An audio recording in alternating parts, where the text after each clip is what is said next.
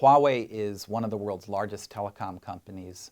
It is China's most successful high-tech company. It's about 30 years old. It started making relatively backward switching equipment for telecom networks, and over the years it's developed a whole suite of technologies from routers and servers that work in networks to handsets and cell phones, even very fancy ones, to apps that run things. They provide all types of services that businesses and governments use. The reason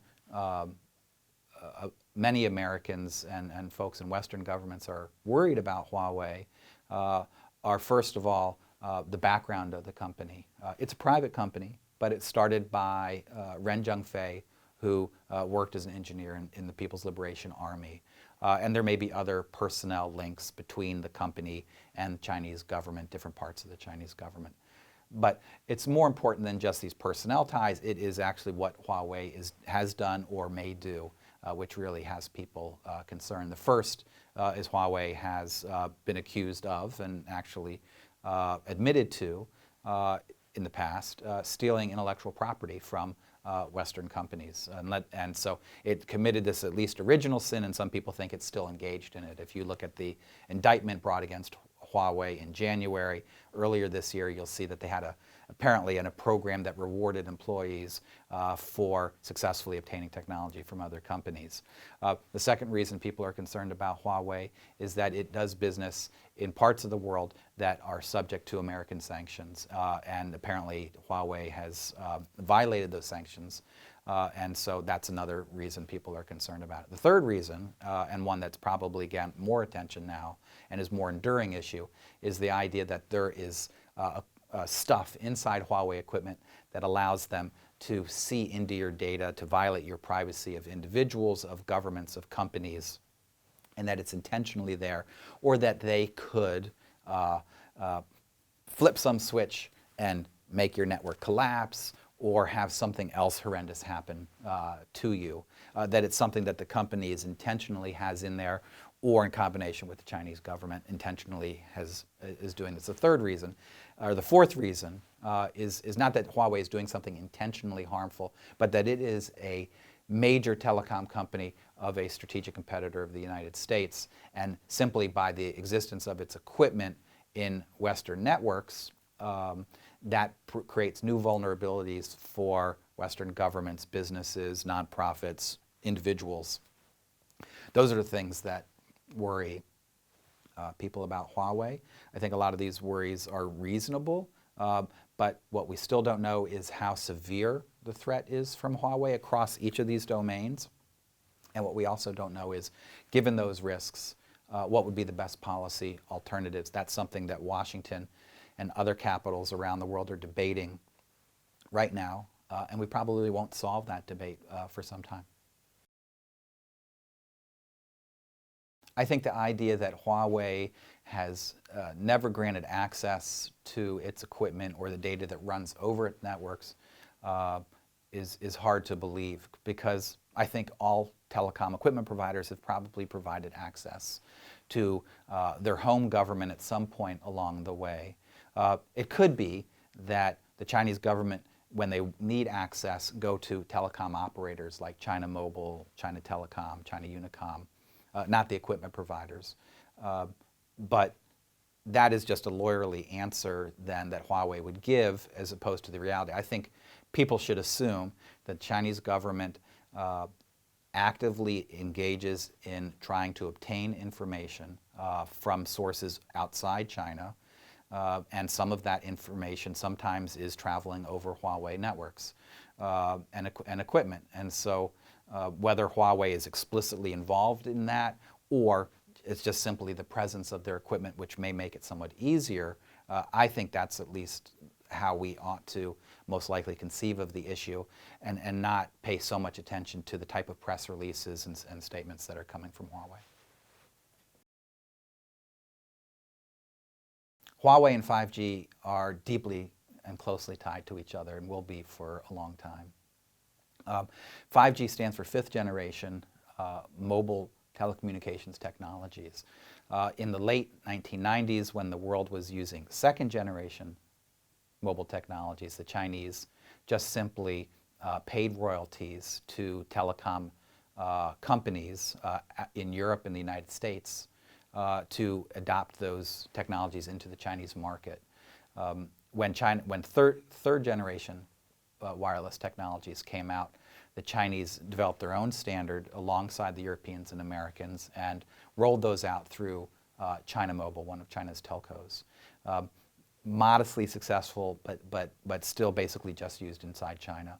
Fourth generation, which is what all of us, if you look at your phone and you see that 4G, it's what we're using now, also called LTE. Chinese, and including Huawei, big contributors to that technology.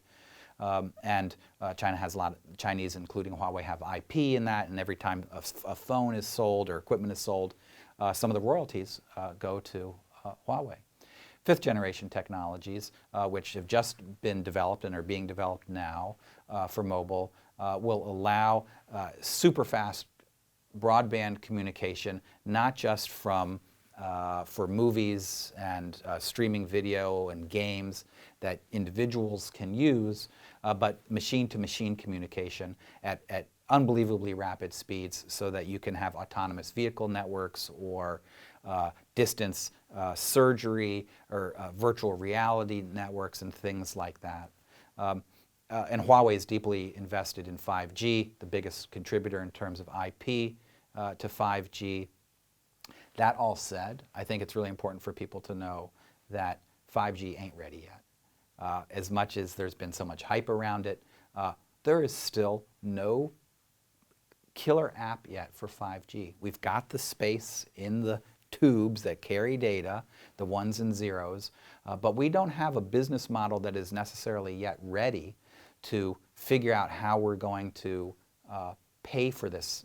Other than selling the equipment, the usage of the equipment, the apps, we're still several years from that. Technological reasons, business model reasons. You think about autonomous vehicles. That's still a very small scale. It's not ready for prime time. And we don't have ways in which people are going to make money off of that just yet. So I think we still have 7 to 10 years before 5G as not just a technology, but as a applications is really ready. And that gives us a little bit more time, I think, to prepare to figure out how to respond to Huawei and how important it is to the global economy. The core of this conflict probably is around high tech, and Huawei is at the center of that. And so certainly American officials in the Trump administration, in Congress, are deeply concerned about the potential challenge that China presents in its high-tech drive. Not just the fact that China may be a high-tech power, but particularly the way it's going about being a high-tech power in terms of using industrial policy and protectionism to promote Chinese companies at the disadvantage of Western competitors, and also potentially with negative consequences for supply chains, for business models, for technological development if the Chinese continue to use this model.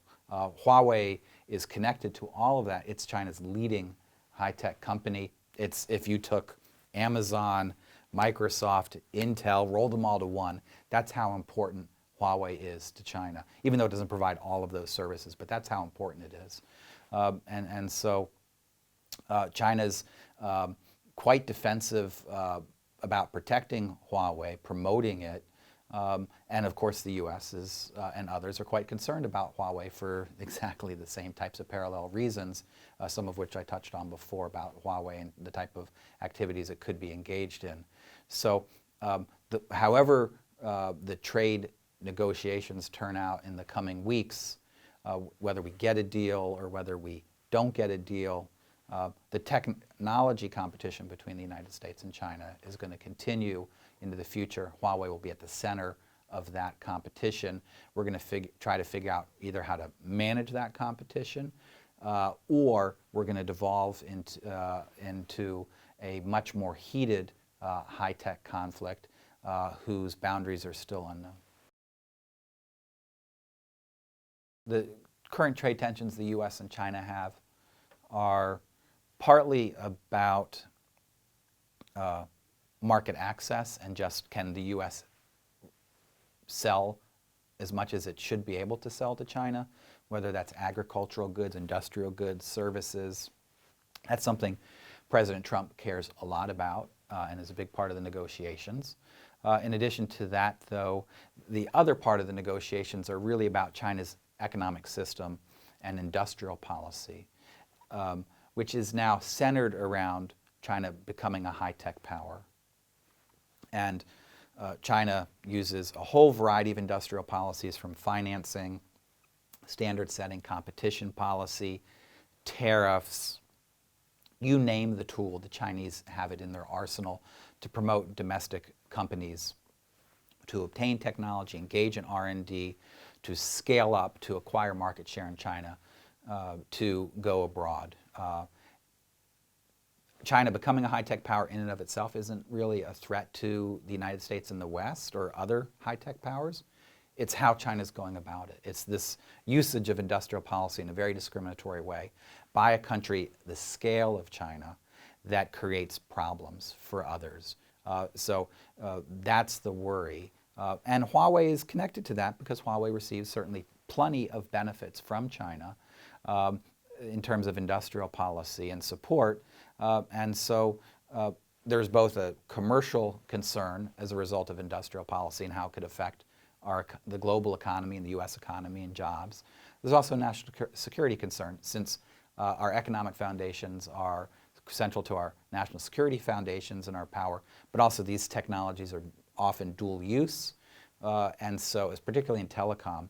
And so these are not one and the same, but deeply linked. And if we get a deal between the United States and China this year over trade, and we ink something and President Trump and Xi shake hands, that will solve some of the economic issues, perhaps on the sales side, market access side. But these industrial policy issues, the high-tech competition, that is not going away because China's system's not going to fundamentally change. And the U.S. and China, their level of strategic trust is about as low as it can be. And so that type of competition is going to be there for a sustained period.